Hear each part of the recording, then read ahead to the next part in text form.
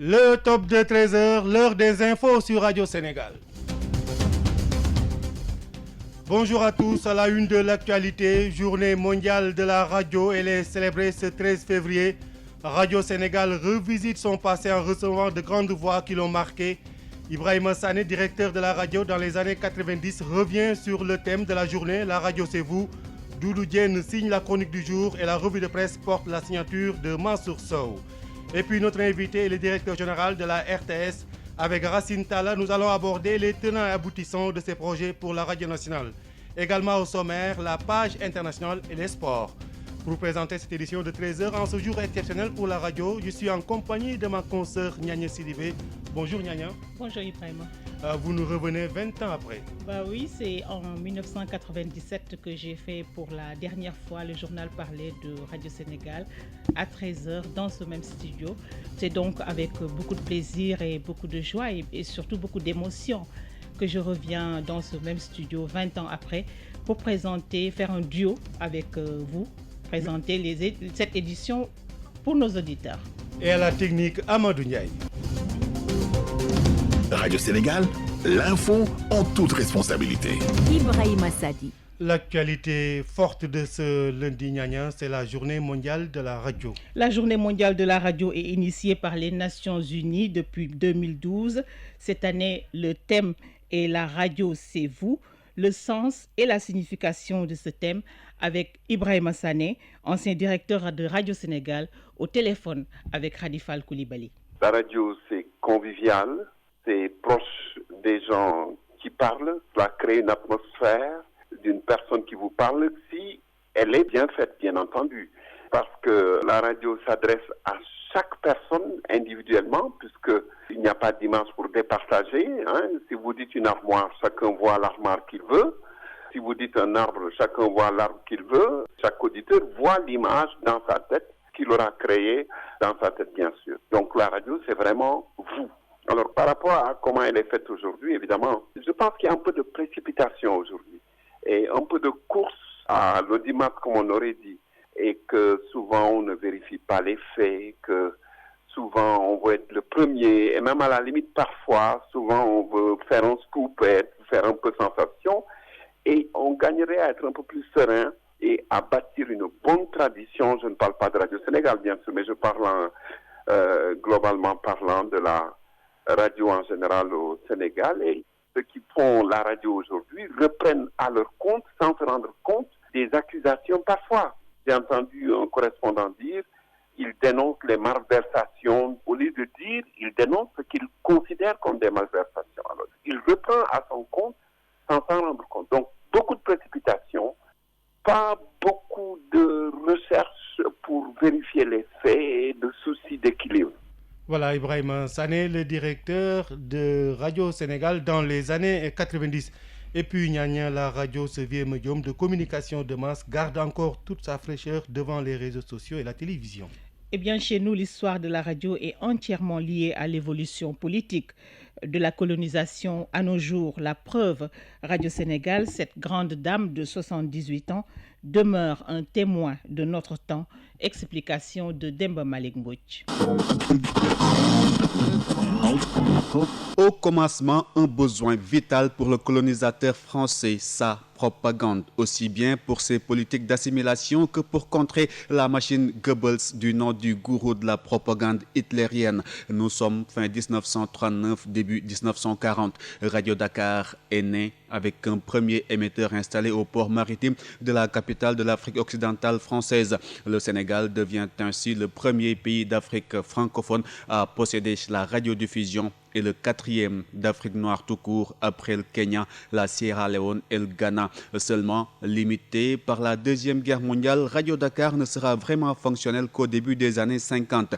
Alors nichée dans une petite maison au boulevard de la République, angle rue Félix Faure, elle distille 8 heures de programme par jour. Les contenus sont majoritairement destinés à la consommation des Européens et assimilés, ne proposant que quelques plages d'informations en langue nationale. Mais à la faveur des indépendances et de la création de la Fédération du Mali, Radio Dakar devient Radio Mali, puis Radio Sénégal tout court à l'éclatement de la structure en août 1960. Depuis, l'histoire du Sénégal s'y écrit avec des hommes et des femmes dévoués à travers la chaîne Inter, devenue Radio Sénégal International, la chaîne nationale porteuse de la diversité, leur petite sœur, la très urbaine Dakar FM, née en 1990, et les stations régionales. Et cette histoire, elle continue.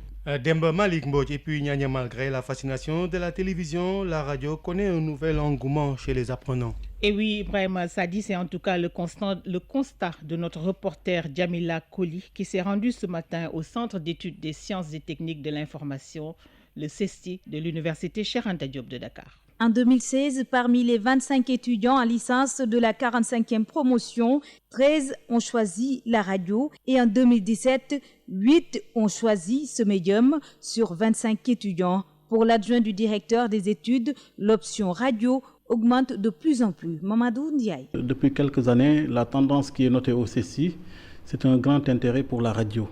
L'année dernière, par exemple, ils étaient 13. Sur le plus grand contingent au CESTI depuis très longtemps. Et cette année également, ils sont très nombreux, ils sont 8 environ, je pense.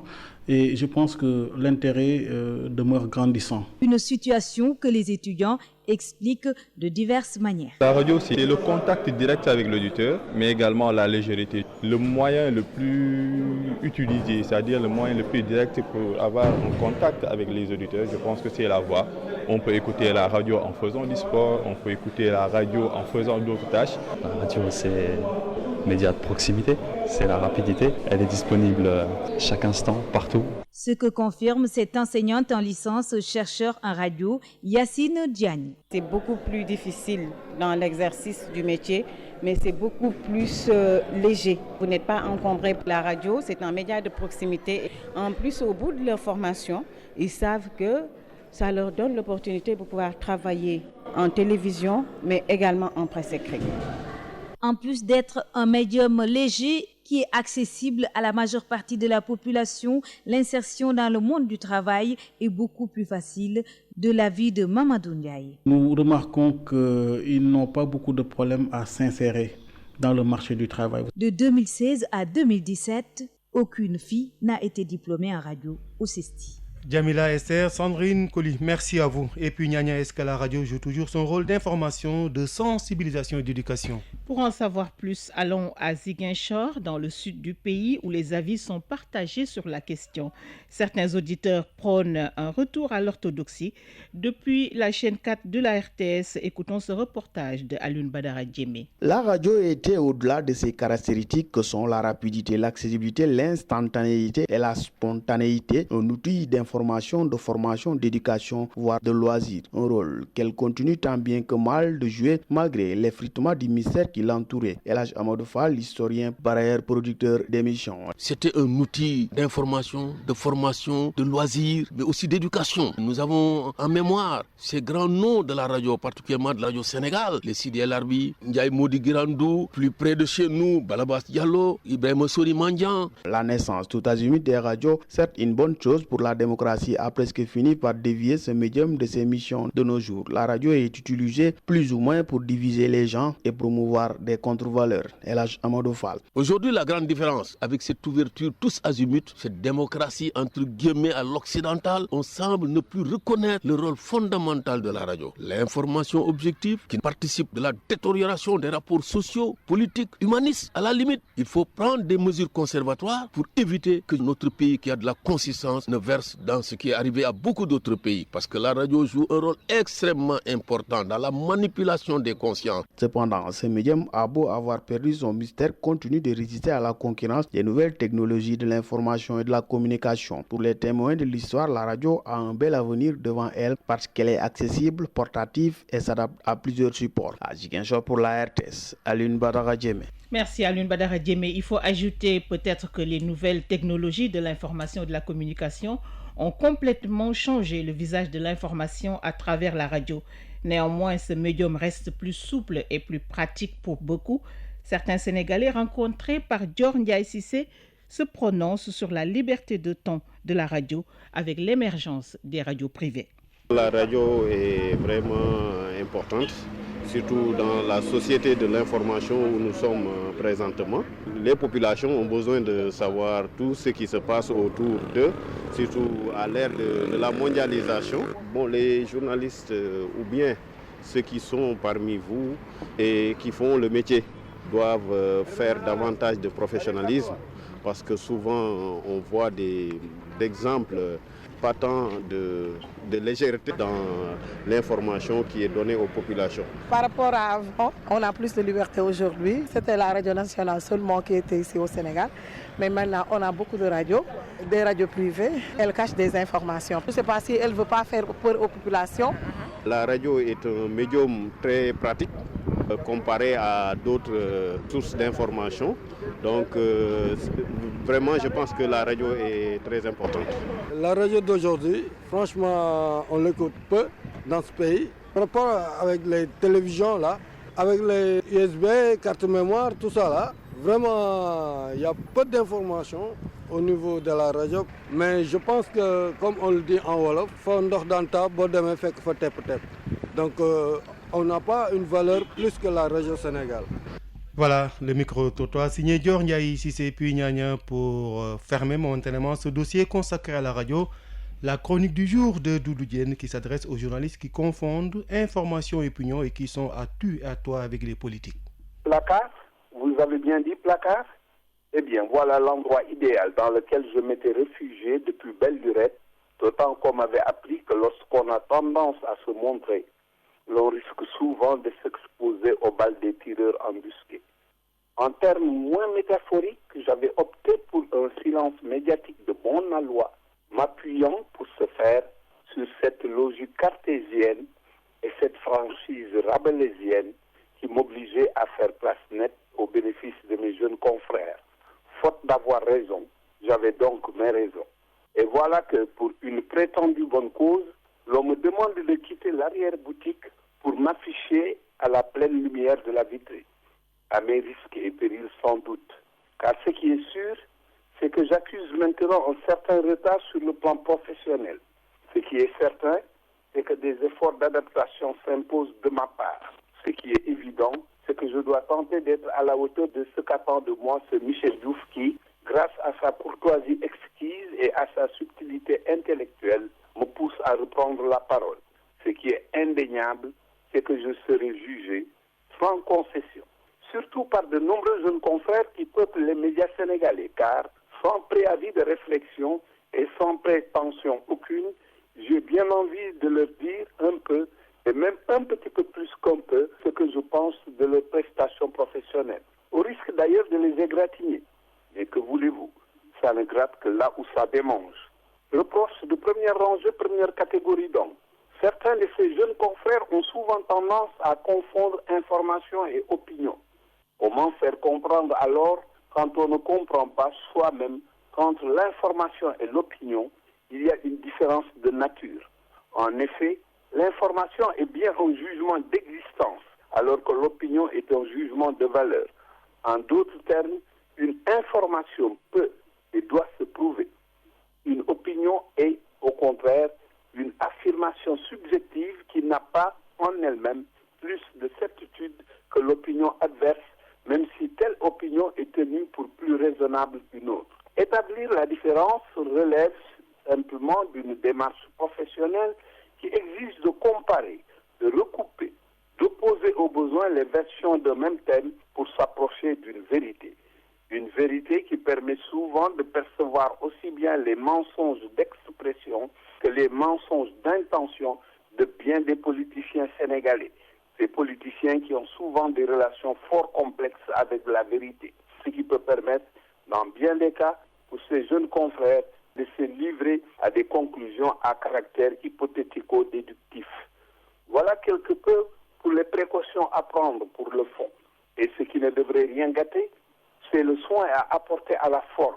Une forme qui écarte un langage relâché, épousant les contours d'une familiarité inadéquate et de la vulgarité, de l'incongruité verbale, de l'hérésie sémantique ou de l'outrage terminologique. Au demeurant, aucune obligation de faire preuve de coquetterie intellectuelle, mais nécessité de retenir pas tomber dans le domaine de ce mimétisme qui pousse à faire partie de ces idiots utiles qui avalent tout, la sucette, le bâtonnet et le papier d'emballage. N'en jetez plus, me direz-vous. Alors permettez-moi, avant de retourner à mon placard, d'envoyer mon bouquet de compliments dans le jardin de certains de mes confrères que je garde en haute estime. Mansour Sow, Martin Faye, Laye Diaw, Oumar Seck, Ibrahima Sané, Momar Lo, Mbaye Sidi Mbaye, Pathé Fary Diop, Diadji Touré et le défunt Ibrahima Bayou, ces couturiers de mots, ces tailleurs d'idées, ces brodeurs de formules, ces merveilleux journalistes ayant l'étoffe de grands professionnels. Je me dois pour 1000 raisons de leur dire merci. Non pas un merci de convenance, mais bien un merci tout sucre, tout miel. Un merci qui, pour cette chronique, constitue le fin mot et le mot de la fin. Merci Doudou Diène. Nous avons encore la nostalgie de ces très belles chroniques. Vous écoutez Radio Sénégal, il est 13h15 pour reparler, continuer à parler de cette journée mondiale de la radio. Nous aurons tout à l'heure, dans la deuxième partie de cette édition, comme invité, Ibrahima Sadi, nous aurons le directeur général de la RTS, M. Racine Talla.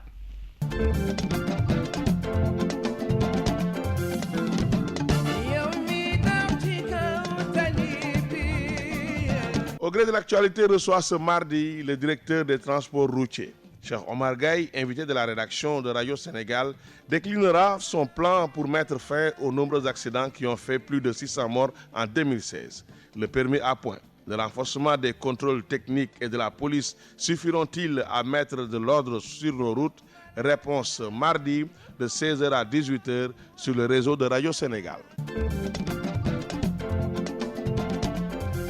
Le rendez-vous est pris donc. Le reste de l'actualité ignanien, c'est la rentrée politique du Parti socialiste à Ziguinchor en vue des prochaines législatives. Le Parti socialiste, membre de la mouvance présidentielle, a décliné à l'occasion sa feuille de route qui s'articule autour du triptyque animation, unité et inscription sur les listes électorales. Nous retrouvons à Ziguinchor Younous Diédiou. Pour les socialistes de Ziguinchor, le meeting organisé à la place de Gare par la coordination centre est une rentrée politique car elle constitue l'acte 1 d'un programme de mobilisation conçu pour aller à l'assaut de l'électorat.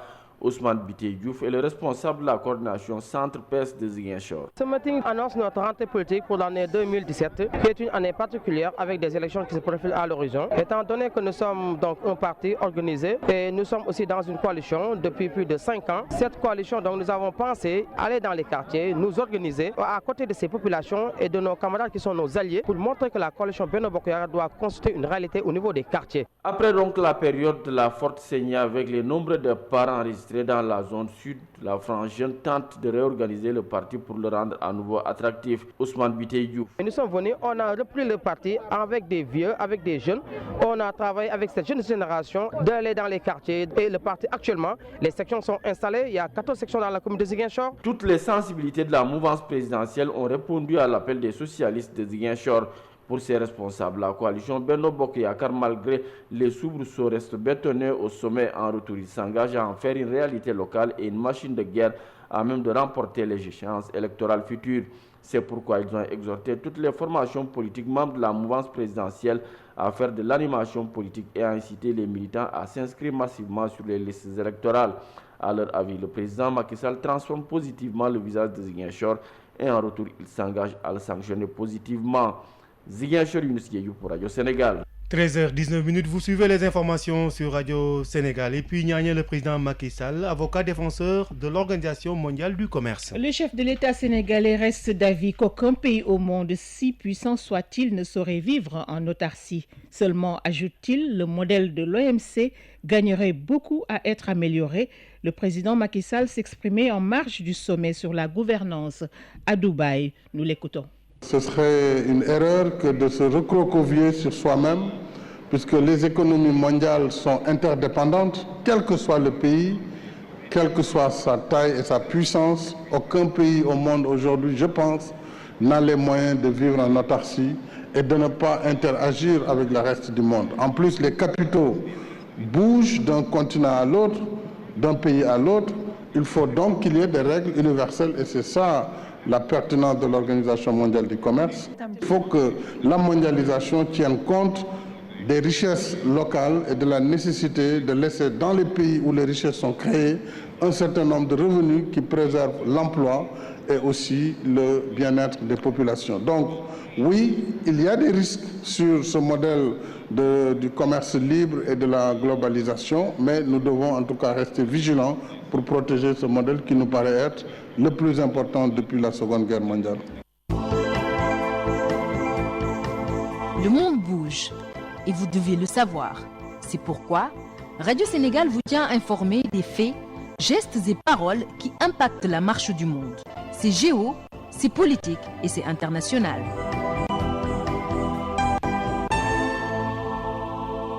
Nous démarrons l'actualité internationale par le Mali où des affrontements intercommunautaires ont fait 7 morts hier à Massina au centre du pays. Désolant, n'est-ce pas? Selon des habitants de la localité de Massina, ces affrontements ont opposé des Bambara à des Peuls. Ces mêmes sources soulignent que les populations Bambara auraient attaqué des Peuls en représailles à la mort d'un des leurs. Un boutiquier assassiné samedi par des présumés djihadistes. Les Bambara accusent les Peuls d'être des informateurs complices des djihadistes actifs dans la zone. En Côte d'Ivoire, 6 journalistes ont été arrêtés pour diffusion de fausses nouvelles. Ces journalistes arrêtés et incarcérés dans un camp de gendarmerie travaillent pour des journaux tels que Notre Voix, Le Temps, Le Quotidien, L'Inter et Soir Info. Des journalistes qui seraient entendus sur la couverture de la récente mutinerie des forces spéciales ivoiriennes. Selon un communiqué du procureur de la République, certains organes de presse diffusent de fausses informations de nature à inciter les soldats à la révolte. Ce communiqué précise que l'audition des journalistes interpellés va se poursuivre afin de situer les responsabilités. Au Cameroun, début ce lundi du procès de 3 leaders de la contestation anglophone. Ces 3 leaders avaient appelé à manifester dans l'ouest du pays pour dénoncer la marginalisation de la partie anglophone du Cameroun. Les charges qui pèsent sur eux sont lourdes: terrorisme, incitation à la violence et à la sécession. Et puis pour terminer, trafic présumé des bébés nigérians au Niger, le dossier jugé sur le fond aujourd'hui. À peine ouvert, le procès a été reporté au 13 mars 2017. Les avocats de la trentaine de prévenus appelés à comparaître ont demandé à repousser l'audience pour une meilleure préparation. 13h22, le sport, c'est tout de suite.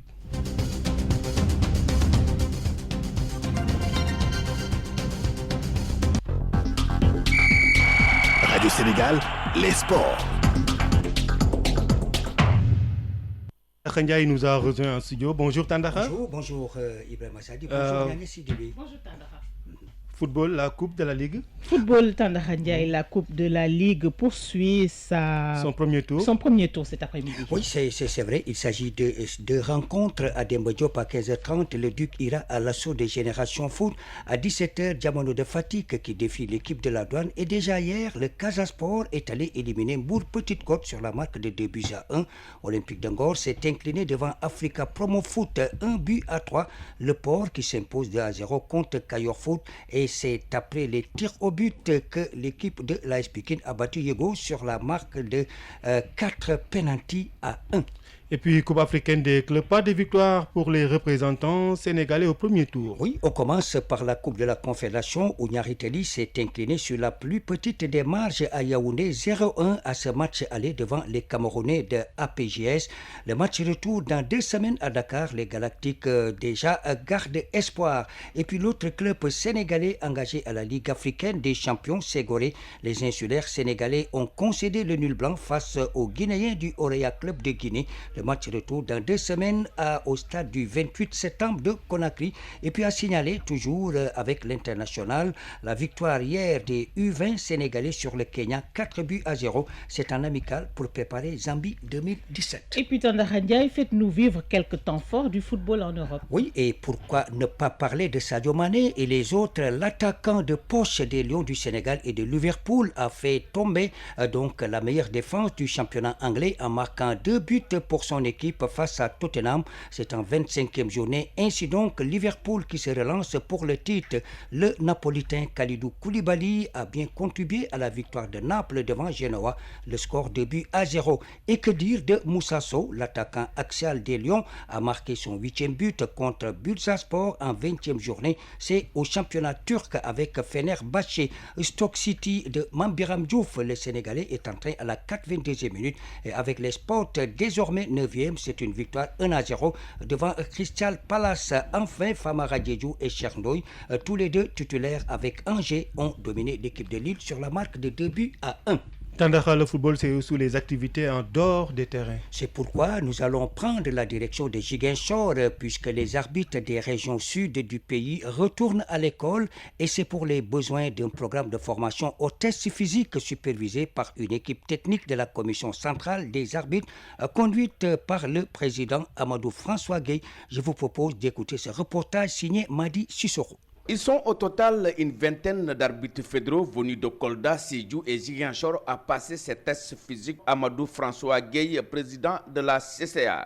Vérifier l'état de santé ou alors l'état de forme de nos arbitres. On a vu des bons déroulements de ces tests-là et un bon taux de réussite. Cela montre une fois de plus la bonne santé des arbitres sénégalais et surtout de leur forme physique, mais de l'arbitrage sénégalais même. Parce que l'arbitrage maintenant, c'est la jeunesse. Et nous, le plaisir pour nous, c'est de voir que beaucoup de jeunes, les jeunes qui viennent d'être reçus au grade fédéral, beaucoup ont réussi le test physique. Ça, c'est un plaisir pour la CCA. Parce que c'est sur des jeunes comme ça que nous pouvons compter demain. Heureusement qu'ici, de Buzy, nous avons vu les gosses qui d'abord, ils étaient bons déjà sur le terrain, à travers la réussite d'aujourd'hui, qu'on peut compter sur eux. C'est vrai que nous ne sommes pas les meilleurs, mais en tout cas, nous faisons partie des meilleurs du continent. La CCA continuera donc à travers le pays. C'est la conviction de son président Amadou François Gueye. Il y a quelques années, nul n'aurait espéré qu'on allait prendre des arbitres à Kolda, à Kédougou, et pour en faire des internationaux. Mais maintenant, nous avons ratissé large et nous voyons maintenant la bonne marche de ces arbitres-là, leur compréhension du jeu, la lecture qu'ils ont maintenant, surtout l'excellente condition physique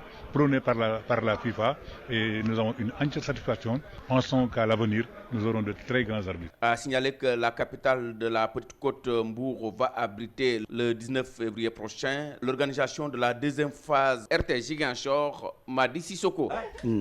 Voilà, Madi Sissoko depuis Ziguinchor. Alors, l'arbitrage sénégalais qui se porte bien, on a justement vu au niveau du Gabon à l'occasion de la 31e édition de la Coupe d'Afrique des Nations. Un exemple, Malan Diédhiou, désigné parmi les meilleurs arbitres africains. Alors, Tandakha, hier, c'était la fin des phases finales des sports travaillistes à Fatick. Fatick, la région, la ville du ministre de la Culture et de la Communication, qui sera également notre invité, en même temps que M. le directeur général de la RTS. Donc, les sports travaillistes. Voilà, et ils étaient justement dans les signes, autant dire qu'une compétition très bien appréciée par les entités en lice et surtout la Fédération sénégalaise des sports travaillistes, son président Tony Ndoye, que je vous propose d'écouter ici au micro de RTS Fatick, Cheikh Camara. Nous avons commencé dans la paix et la sérénité, terminé aussi dans la paix et la sérénité. Alors tout Fatick s'est mobilisé pour la réussite de la manifestation et la manifestation a parfaitement réussi. Toutes les délégations étaient là, tout le monde a été servi et convenablement nous profitons de l'occasion pour remercier tous nos partenaires, le comité olympique, monsieur le ministre des Sports. Personne n'a ménagé des efforts. Alors nous sommes très contents aujourd'hui. Et donc, c'était Tony Ndoye, le président de la Fédération des sports travaillistes. Alors, il faut dire que les sports travaillistes montent à puissance puisque simplement, l'année prochaine, le Sénégal va abriter les premiers Jeux continentaux des sports travaillistes. Du basket et du rugby pour terminer. Oui, on va commencer par l'Ovalie d'abord, puisque la finale du championnat national de rugby à 7 a été remportée hier par l'équipe de Yoff qui a battu l'ASFA 29-24. Le basket, nous y voilà avec quelques résultats de la 12e journée. Du côté des garçons, ASFA a battu Mour 59-22, un match à sens unique peut-on dire. Et puis la Douane qui s'est imposée 75-59 contre Mermoz. Le Saint du basket a battu Louga 56-48. Chez les féminines, le Giraffe a fait tomber l'UGB 58-43. En revanche, l'autre club Saint-Louisien, le Saint-Louis Basket, a pratiquement dominé l'équipe de Bob 68-42. Niagne Sidibé, Ibrahim Sadi, je vous renvoie le ballon de basket. Merci à vous, Tandakha Ndiaye, pour cette page de sport. Radio Sénégal. L'invité de la rédaction. L'invité de la rédaction est Racine Talla, c'est le directeur général de la RTS. Bonjour DG. Bonjour. Que vous inspire cette journée de la radio célébrée ce 13 février? Ce que ça m'inspire, c'est que c'est la journée de la radio, comme on l'a rappelé, c'est suite à une initiative de l'UNESCO. Et je pense que cette initiative est née quand même d'un constat. C'est que à un moment, on a pensé que la radio allait être vraiment absorbée par la télévision. Et pour montrer le rôle encore important que joue la radio dans la transmission de l'information, on s'est dit que véritablement il y a lieu maintenant de consacrer une journée à la radio. Je pense que c'était en 2011, 2012, 2013. 2012. Voilà, 2012, exactement. Une question de Niani Sidibé. Monsieur le directeur général, vous êtes le directeur général de la radio et de la télévision sénégalaise, mais vous êtes un homme du sérail. Il vous est arrivé de travailler pour cette radio. Je pense que vous avez fait quelques semaines ou quelques mois de stage à Radio Sénégal. Parlez-nous-en un peu. Disons que j'ai fait plusieurs mois, parce que j'étais étudiant en deuxième année du CESTI, je faisais télévision, mais à l'époque, la télévision fermait la porte aux stagiaires. D'ailleurs, je me demande pourquoi il y avait cette option. Alors, j'ai commencé mon expérience en radio alors que Ibrahima Sané était rédacteur en chef. Je me rappelle, les présentateurs, c'était Feu Bayou. Il y avait les Demba Ndiaye, Lamine Touré. C'était à l'ancienne maison. Et je pense que c'est Pathé Diéfal qui était le directeur. C'était une très, très, très belle expérience. Et c'est là que je me suis rendu compte que c'est vrai, c'est bien les écoles de communication, c'est bien la formation, mais sans la pratique, la théorie reste stérile. Et j'ai appris en peu de temps ce que mes profs sur le plan théorique ont mis beaucoup de temps à m'inculquer, à me faire assimiler. C'est l'occasion de saluer mes profs en radio au CESTI, Baba Diop, Bernard Chiche, que tout le monde connaît. Pierre Chiche. Pierre Chiche plutôt, excellent homme de radio qui a fait... et Pouliken. Exactement, et Bernard Pouliken. Voilà. Est-ce que la radio joue, directeur général, son véritable rôle, à savoir informer, éduquer, distraire jusqu'à présent? Oui, bon, vous savez, c'est une formule consacrée, mais moi, comme j'ai été quand même expert en communication dans les projets de développement, moi je dirais pas que la radio peut éduquer, parce que éduquer, il y a un continuum dans l'action. Éduquer, c'est inculquer des habiletés, éduquer, c'est démontrer, etc. Bon, mais informer, oui, divertir, oui, susciter des stratégies d'éducation, oui, mais éduquer par la radio, je pense que c'est quand même... Parce que l'éducation, peut-être qu'aujourd'hui, avec les nouvelles technologies, mais l'éducation suppose une interaction véritablement marquée et signifiante. Mais elle peut aussi aider à faire changer les comportements. Même aider à faire changer les comportements. Dans les théories de changement de comportement, on vous dit que la radio joue un rôle marginal. C'est comme pour les votes. Parce qu'on attribue souvent des vertus à la radio qu'elle n'a pas. Les gens ont pensé que par les médias de masse en général, lorsqu'on voit l'engouement et tout, que ça contribue à forger une décision. Mais on s'est rendu compte que oui, ça peut informer, oui, ça peut sensibiliser, oui, ça peut susciter un intérêt, oui, ça permet d'attirer l'attention. Mais la décision, elle se forme autrement. Absolument. Et pour ce qui est de Radio Sénégal, vous avez un ambitieux projet. Vous avez même fait de 2016 l'année de la radio. Où en êtes-vous avec ce projet? Oui, bon, comme je l'ai dit tout à l'heure en Wolof, vous savez, dans notre planification, en 2016, on allait amorcer toutes ces réformes, en tout cas tout ce programme de rééquipement de la radio. Malheureusement, avec toutes ces démarches, avec l'ARMP, avec les procédures, les lourdeurs administratives, on a pu finaliser tout cela qu'en fin d'année, quasiment en octobre-novembre. Donc, on a lancé les commandes en décembre. Et bon, vous savez, les émetteurs, donc nos techniciens sont allés en Italie et tout. Donc, il fallait tout formater, tout normer selon nous, les caractéristiques de nos stations régionales, ce qui a été fait. Alors, aujourd'hui, on a... Dans le bateau, qui a quitté d'ailleurs l'Italie, il est en mer, 77 émetteurs, il y a 5 émetteurs qui sont de 5 kW, 41 émetteurs de 2 kW, 31 de 1 kW. Et tout cela pour un coût d'à peu près d'1 milliard et qui va permettre la couverture totale du Sénégal grâce à nos stations qui sont à Dakar et à nos 11 ou 12 stations qui sont dans les différentes régions. Et déjà aussi, bon, parce qu'il ne s'agit pas simplement d'équiper, de changer les émetteurs, mais il faut aussi réhabiliter les stations. On a consacré quand même un budget assez important, un peu plus de 350 millions pour rééquiper les différentes stations régionales et aussi les réhabiliter parce que quand même... il y a certaines stations qui présentent aujourd'hui un visage peu enviable sur le plan quand même du génie civil. C'est ça. Monsieur le directeur général, quelle est aujourd'hui la place de Radio Sénégal quand vous voulez la positionner par rapport aux autres radios privées? Bon, vous savez, la radio privée a une ligne éditoriale. Le service public a une ligne éditoriale. Il arrive que justement... ses ambitions et ses spécificités se croisent.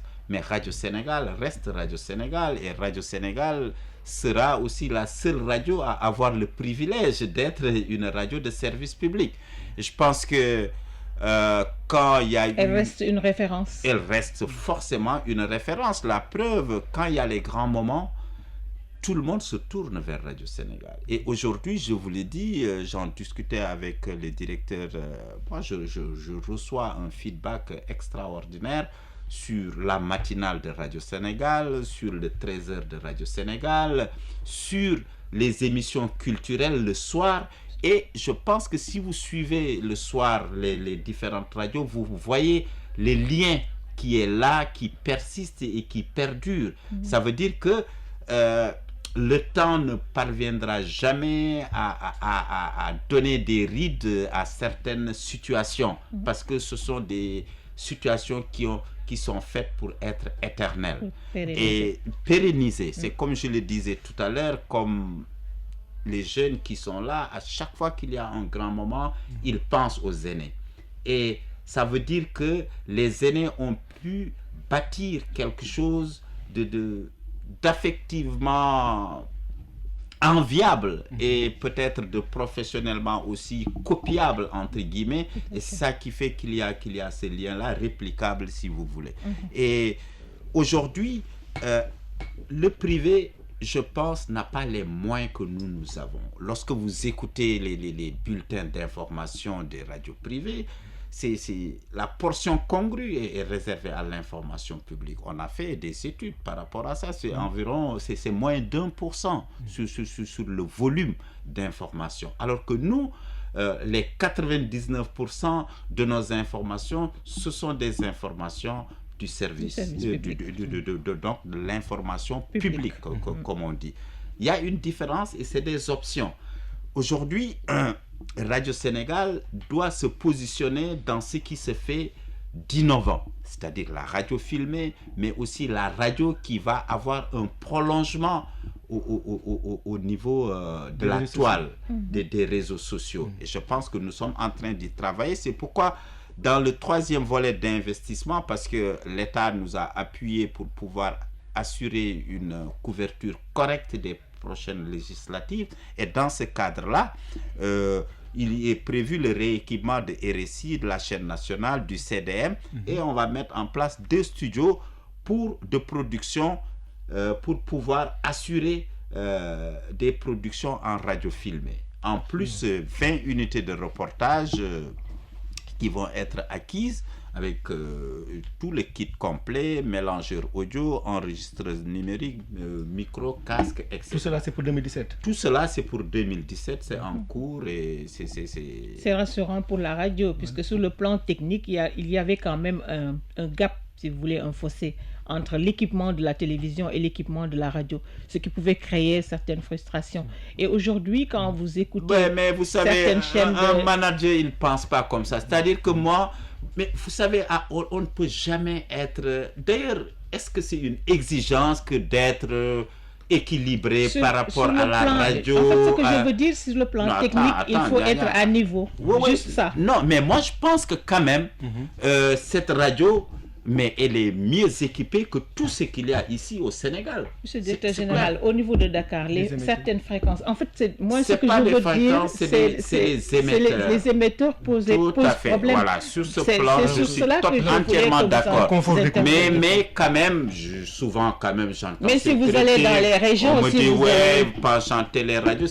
Moi, je ne raisonne pas comme ça. Je sais que je suis là, je suis le manager et de la radio et de la télé. Être équilibré, c'est aller voir là où ça va moins bien pour pouvoir le rebooster. Absolument, on est pour d'accord. Obtenir les équilibres souhaités. Mais il n'a jamais été question d'un penchant. Penser comme ça ou agir comme ça, ce serait d'ailleurs... D'autant que lui-même était un homme de radio. Oui, moi j'ai fait télé, mais j'ai été d'abord homme radio, j'ai dirigé une radio. Et vous avez parlé de tout cet équipement qui est en route et qui arrive. Oui, moi au Canada, j'ai travaillé pendant 7 ans comme manager gérant d'une radio qui s'appelait 5 FM. C'est pourquoi quand je suis venu ici, lorsque j'ai été directeur de la 7 FM, c'était comme un prolongement. J'ai fait télé, mais je dis que c'est la radio qui véritablement a été ma passion parce que c'est quelque chose d'extraordinaire. C'est une passion partagée. Voilà. Tu vois, Nyanya qui retrouve le studio, c'est comme si elle n'avait jamais quitté ici. N'est-ce pas? Et ça fait 20 ans. Voilà, et je souhaite la bienvenue à mon ministre, Mbagnick Ndiaye, que j'ai vu ici, qui est riche d'une expérience en radio extraordinaire parce qu'il fait partie quand même des pionniers à mettre en place des radios communautaires. Aujourd'hui, qui se retrouve ministre de la Communication, je pense que c'est tout bénéf pour nous, parce qu'il va être très très sensible à nos préoccupations. Et voilà, bienvenue monsieur le ministre et bonne fête de la radio. Et Nyanya, c'est un plaisir. Merci, je pense monsieur que franchement, les gens partagé. de la radio ont été très très inspirés. Et voilà. Merci à vous, monsieur le directeur général. Place maintenant à Mansour Sow pour la revue de presse en attendant donc l'installation de Mbagnick Ndiaye, le ministre de la Culture et de la Communication. Mesdames, Messieurs, bonjour. Nous sommes le lundi 13 février 2017. C'est la journée mondiale de la radiodiffusion et j'ai l'honneur et le plaisir de vous présenter à cette occasion la revue de presse de ce 13h. À la une de la plupart de nos quotidiens, la violence dans les partis politiques. Ainsi, suite aux événements survenus ce week-end à Fatick et à Ziguinchor, Mamadou Gakko rappelle dans le quotidien Walf que ce n'est pas la première fois que des violences de ce genre s'enregistrent au sein de l'APR. L'analyste de Walf souligne que les militants du parti du président Macky Sall préfèrent l'argument de la force à la force de l'argument, en révélant que des nervis ont fait éruption dans le meeting que tenait Mme Thérèse Faye Diouf à Fimela. Mamadou Papo Mané, du même journal, relatant les affrontements de Ziguinchor ce dimanche, affirme que les leaders locaux de l'APR sont très loin de trouver une solution à la crise de leadership qui secoue leur parti dans la capitale du Sud. Des pierres, des chaises cassées et des armes blanches à la permanence ont montré, confirme Ahmed Koli du quotidien Les Échos, que les militants de l'APR à Ziguinchor ne sont d'accord que sur leur désaccord. La guérilla politique s'invite dans le parti, titre l'Observateur qui parle d'un mortal combat intervenu entre militants apéristes à quelques heures de la confection des listes en direction des prochaines élections législatives. La guerre également au Parti socialiste, où le secrétaire général Ousmane Tanor Dieng, parrain de la promotion des sortants de la faculté de droit de l'UCAD, est revenu ce week-end sur la crise que secoue son parti. La raison, souligne l'enquête, de ce qu'il appelle les leçons de Tanor, avec à la une la photo de ce dernier, et cette affirmation « j'ai toujours assumé mes actes », la raison, c'est que ce qui devait être un autoportrait s'est transformé en une biographie justificative et que Ousmane Tanor Dieng a finalement décidé de se défendre et de répondre à ses adversaires. La haine, affirme-t-il, à ce propos, est la pire ennemie de la démocratie. Tout ceci, semble prédire la Tribune, est une marche vers une assemblée de manœuvre. El Hassan Sall, l'analyste de ce quotidien, souligne que sa manœuvre en effet ferme du côté du pouvoir comme de l'opposition pour rafler le jackpot. Mais, écrit-il, la triste réalité, c'est que tout ceci se trouve sous le signe de la continuité et de la manipulation. Car non seulement l'institution parlementaire qui a pour rôle de contrôler l'action gouvernementale coûte cher, coûte des milliards de francs CFA aux contribuables sénégalais, mais elle a renoncé à son droit de contrôle. Une bonne nouvelle dans toute cette grisaille, c'est que l'État accélère la cadence, c'est ce que nous apprend le quotidien L'As, qui écrit sous la plume de Oumar Kandé, que les autorités ont négocié pour hâter l'arrivée de l'appareil de radiothérapie attendu initialement dans 6 mois. À la suite d'intenses négociations avec le constructeur, cet appareil sera à Dakar avant la fin juin, annonce le journaliste, qui souligne cependant que le président Macky Sall n'apprécie pas du tout les critiques portées contre l'État dans cette affaire. Il faut que ces pourfendeurs aillent chercher autre chose à faire que de dire des choses qu'ils ne maîtrisent pas, dit le chef de l'État sous la plume du reporter de L'As. Le président de la République confirme l'APS, repris par le quotidien, a toutefois insisté sur la manutention, c'est-à-dire l'entretien du matériel, afin que cette situation ne se reproduise pas. Achat de Tigo par Wari. Il n'y aura ni fusion entre les deux entités, ni licenciement, affirme Kabirou Mbodj, le PDG du groupe Wari, dans un entretien exclusif avec le quotidien Le Soleil.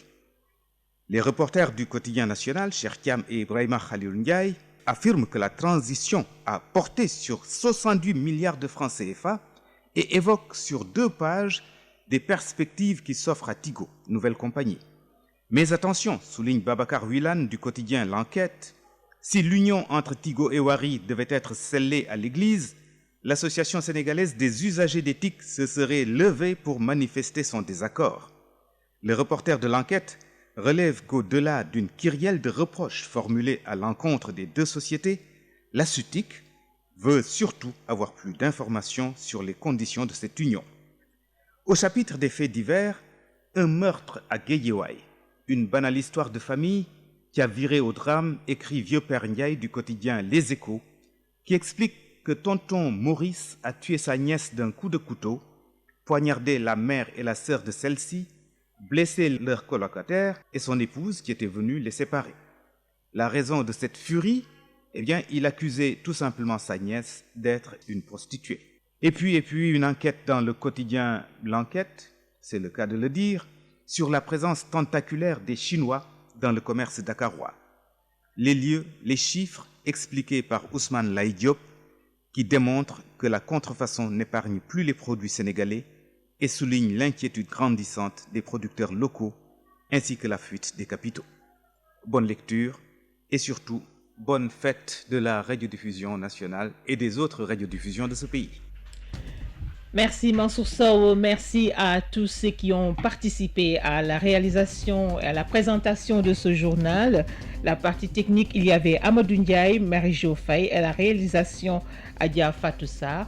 Mesdames et messieurs, c'était un plaisir de présenter pour vous cette édition de 13h en compagnie de Ibrahima Sadi. Et ça a été un immense plaisir. Merci.